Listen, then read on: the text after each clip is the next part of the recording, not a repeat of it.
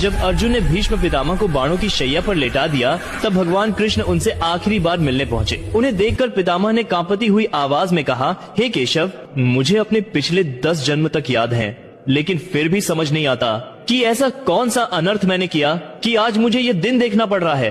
पिछले 10 जन्मों में मैंने कोई पाप नहीं किया, तो फिर ये बाणों की सैया क्यों?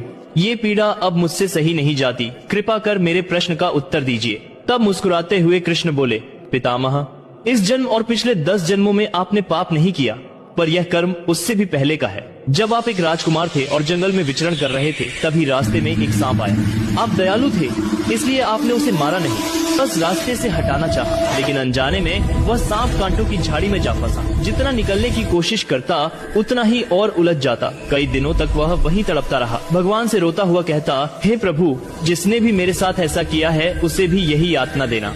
लेकिन उसके बाद के 10 जन्मों में आपने कोई ऐसा पाप नहीं किया जिससे उसका फल आपको मिले। जब द्रौपदी का चीरहरण हुआ, तब आप मौन रहे।